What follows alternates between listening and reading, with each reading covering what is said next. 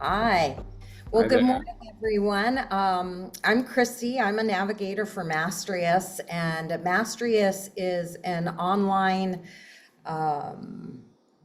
group of people that provides mentorship to aspiring artists and musicians. And today we have one of our mentors with us, Brian Doerksen. And so Brian is getting ready to launch a class starting on June 1st, which I'm really excited about being in. I am a vocal coach. I worked under Seth Riggs, who was Whitney Houston, Michael Jackson, Stevie Wonder. He was their vocal coach. So I teach his technique. And I'm not a songwriter, but I have done some writing for vocalese for a jazz album that I recorded. And so I'm looking forward to seeing what might transpire for me and having some maybe possible songwriting abilities. And I joined Mastrius actually as an oil painter, so I do that as well. So that's a little bit about me. I'm here to help the meeting go smoothly and to navigate through things, and that's what I'll be doing in our class. So Brian, I'm going to turn it over to you, and why don't you just tell us a little bit about yourself and how you got started in music, and then we'll go from there. Sounds great. So good to be here, and it was such a thrill to hear about Mastrius and what's developing because there's so many people who feel alone and disconnected, but have this real stirring, this creative stirring, and they want to make a difference, but they don't quite know how to navigate all of the ins and outs and all of the journey of really being an artist and being a creative person. Um, Maybe I could start with how it kind of got started for me was I always sing into the gap. I write into a gap. And by what I mean by that is I live my life and I have all the layers of my life, and I wait for that gap moment to reveal itself to me, that aha moment. Oh, I would love to sing a song about fill in the blank, but I can't find a song that says what my heart wants to say right now by another writer that I could sing, that I could kind of like borrow and own as my own in this moment. And if I can find another song that really just says it, then I thank that songwriter and I reach out and I sing their song, right? But when I have that gap moment, that aha moment, and I go, oh, there it is. That's my songwriting assignment, and probably the one of the reasons why we're having this conversation today is because of a moment that happened with our first daughter.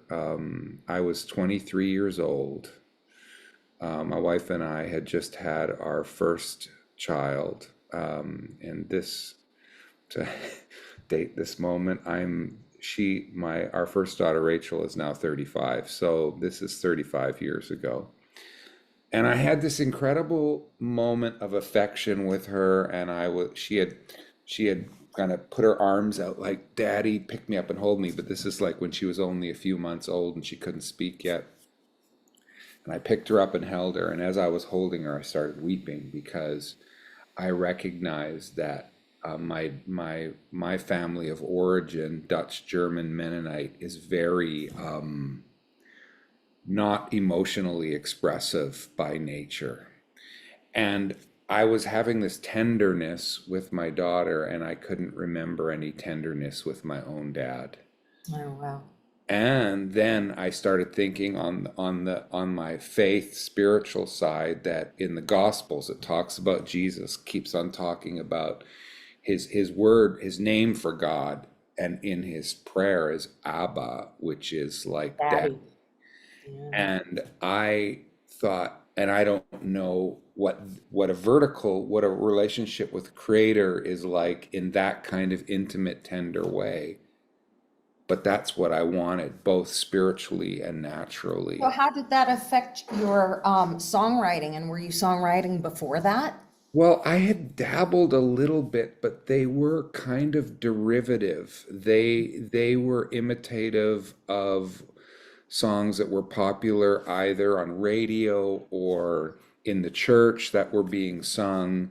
And it was this gap moment that I had this, and then this little thought popped into my head. Why don't you write a song about this experience? And my natural response, which I think a lot of artists can relate to, was, I'm not a songwriter. I'm not gifted enough to do that. I mean, how do I put this experience into a song? But I try, I mean, I talk about this often. I talk about the resistance inside us to the creative calling and the creative journey. It's like the resistance just rose up and said, no, that's not for you. You're not good enough, whatever. But that idea just persisted. And so I took a risk and I wrote a simple song, a heart song. It was called Father, I Want You to Hold Me. And because I wrote that song, and for months, nobody else heard it. Nobody else was privy to it. It was my secret song because I wasn't a songwriter and I wasn't like on a stage really anywhere at this point. Until this other moment happened where a friend of mine, I was in this little gathering connected to our church, and he looked at me and he said, I really feel like, Brian, you've got a song that would just be perfect to wrap up our gathering in this home thing we were doing. And he kind of had a sense that it was about the father wound, and which is, really a wound in our culture often, just as there's a mother wound and all of those things. But so I kind of, with fear and trembling, I played my simple song, and people just were touched by it. They started some of them started crying, and no. Well, okay, that's fine. That's like, oh my gosh, what's this like? And then a few months later, I'm also a musician, so I'm a bass player, and I was a bass player in a band. It was a large kind of church conference in Edmonton, Alberta. There was 5,000 people there, and they did a session on the father wound in culture. And at the end of the session, the guy said to my friend, Andy, come on up here and close this session with the song. And Andy looked at me and pointed and goes, Doerksen, get up there and do that father song right now. And I'm like, no, So I'm a the cool thing I think that you're saying is you weren't striving for it. It just kind of came to you. And the other thing about the resistance, I don't know if you've ever heard of the book, The War of Art. I think that's what it's called. Yeah. Yes. And that's the whole thing. He talks about our resistance as artists. So it's a great book to read. It's, Yeah. Yes, absolutely. But, I've recommended that book often. Enjoying the video? Don't forget to like, subscribe, and click the bell to be notified when new Mastrius videos are added. You started working and doing more and more in the worship sector. So for those of you who are watching, if you're interested in that, this is a great way for you to learn about writing worship songs. But you're not limited to just that. I read in your bio that you've also written things for musicals. I have a big musical background. I performed as a musical theater. Yes. Oh man, I'm a huge musical theater fan, and I've written the songs for 2 musicals, and I've recently written the songs for a Christmas movie. Yeah, but my I guess my genesis as a songwriter was in that more explicitly faith context, and I still love that, and I still write for that. But for me, my writing is always about writing into the gap, and it's always about the heart. It's always relational. I don't do super well with either writing like abstract theology, or I'm much more interested in relationship, in story, in character, in honesty, in vulnerability. And to finish that story, I mean, I walked up onto that stage in front of 5,000 people.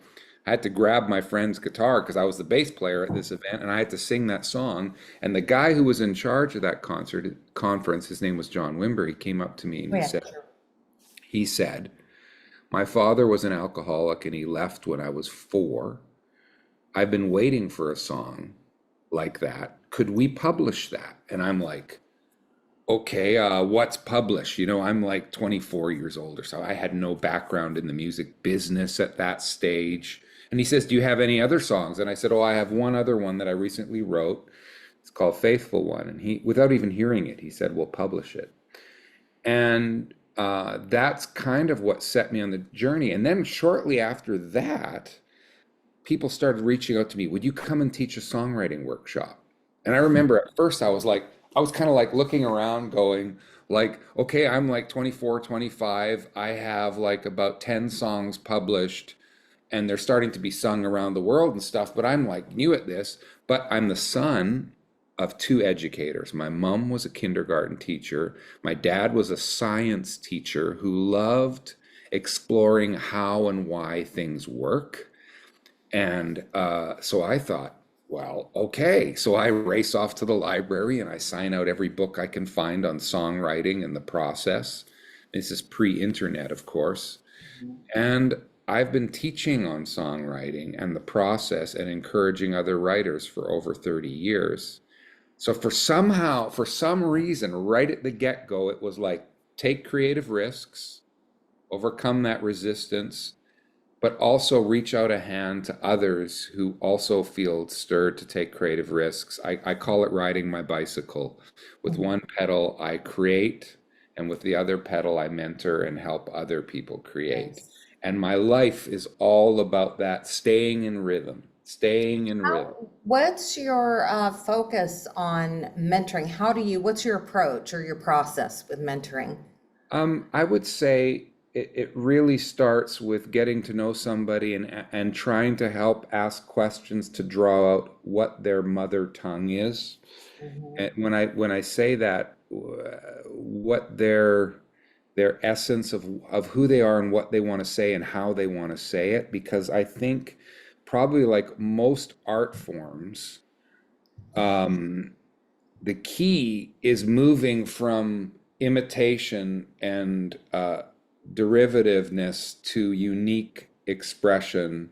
But it's also really terrifying because, like, I know for songwriters, at first you think, well, if I write a song that sounds like me, well, then it probably won't succeed or won't be popular because it just sounds like me. So I'm going to write a song that sounds like Adele, or it sounds like, in Christian circles like Chris Tomlin or Phil Wickham or whatever, whoever the person of the month or the year is. Yeah. Of course, we don't have authority or we don't have deep resonance with other people when we're imitating someone else. Now, you also know, as a person who's gone through this journey, that you can start out imitating. You Yeah. learn techniques, you Yeah. learn, but my goal is trying to help people find what is their unique sound, what is their unique style, what are the unique things that they want to say, and how can they write into the gaps that are uniquely theirs to write Yeah, into. I love that. And the thing in our group sessions when we meet once a month is you're going to be listening to what people have done and giving them feedback, and everybody learns from each other. It's Yeah. just a really awesome experience. I've been doing fine art oil painting. I've been with a mentor for 2 years, and I cannot tell you my painting has just changed exponentially. I mean, it's Right. just so much better. And so let me ask you this. Do you think to be a songwriter that you have to know how to play an instrument? No. How does a No. person who doesn't approach songwriting then? They just sing it and record it? Yeah, I mean, the thing is, there's so many aspects of songwriting. Of course, the absolute core and centrality of lyric writing, which requires no musical instrument. It does require some rhythmic processing skills that you can grow in. Honestly, I don't read music. I can read notated music very slowly. Mhm. But for me, again, like getting into music and really making it a living and my life, if I would have gotten bogged down on all the technical, okay, I've got to like learn these classical techniques and I've got to learn how to read this and this, it would have kept me away from the unique style and gaps that I sing into, because it would have made me feel like, oh, I need to be more and more like that. But those things were of the moment and of the day sometimes even centuries ago. I mean, when you find out there are some of the biggest musicians in the world that don't read notated music. Yeah. And, even people like Hans Zimmer, who scores some of the biggest films in the world, don't read music. I had no It's the idea. imagination, and it's the playing it, and it's like playing or singing into the gap. So, and most of my, I'll reach here, like my demos, like again, like people get caught up, like they think, oh, I need all of this complex gear and everything. No, no, no, no, no, no. That's all secondary. That's further down the road. All of my demos are literally just me singing into my Oh, phone. wow, that's great. That's awesome. I'll I, play my can I guitar ask? and I'll sing, or I'll sit at the piano. And I'm a kind of a semi-hack piano player. Okay, I had Okay. piano lessons when I was a kid, but I know enough piano that when I sit there, it helps me imagine and unlock melody. And I get lost in that. And so it's not about the highly technical. It's not about what your education is. I have no formal education in music, and I've made a living in music for 35 years. And I've taught hundreds of songwriters how to do the same. It's Yeah, and the not about reason, those things. It's just about finding your heart, your mother tongue, and finding those gaps that are uniquely yours and singing into those. Now, that doesn't mean that there's not techniques. Like I have a whole series where I teach through all of the layers, starting with structure and how incredibly important song structure is to songwriting, how incredibly important, all the layers of lyric writing and learning to work with rhyme and wordplay and alliteration and family rhyme and all these layers, how incredibly important melodic structure is in manipulating motifs, and then the harmonic side, how incredibly important, those are all, and so I work through all of those so things with writers. you'll be teaching all those things in the course. And the reason that I asked about that is because if there are people out there watching who really want to do this, but they're scared, or they think, well, I can't play an instrument. I don't want that to be a hindrance to them, No. taking the course, because we all have a starting point, and the course is geared for the aspiring artists. That's what we're, looking to achieve in this particular level. And I'm gonna show people how, if you're interested in joining the class, how to do it. I'll share my screen and show you where to go. But you can also listen to Brian's music. There's some snippets on the Mastrius website. And I love the worship songs. They are so biblically sound. Mm. And, it just reminds me of the days of vineyard music and Maranatha music. And that to me was the best worship music ever. Mm. And so, yeah, but Well, again, let's hope that there's still the best is yet to come. I love this moment that I think Bono from U2 was being interviewed once by a journalist, and they asked, "Well, what's your favorite, U2 song you guys have ever written?" And he just immediately, "We haven't written it yet." And in other words, there's that creative hope, that sense that everything we've done in the past, there's been good things, but it's all imperfect. You never reach perfection, but this relentless hope that keeps driving us as creative people, that our best songs, our best work is actually still ahead of us. And so for me, I'm writing more than I've ever written, and I'm teaching more than I've ever taught and mentoring, because I just believe that songs can change the world. And they start by really changing one person. They start by really being the heart expression of one person. And yes, there were some special songs and times, with some of the vineyard stuff. And in fact, I'm participating in some stuff coming up where we're getting together with some of those people, and we're doing some special evenings to remember that and to be grateful for it. But I only do that if it lets me lean into what's still to come. very cool, very cool. Let me share my screen for a second so I can show people how they can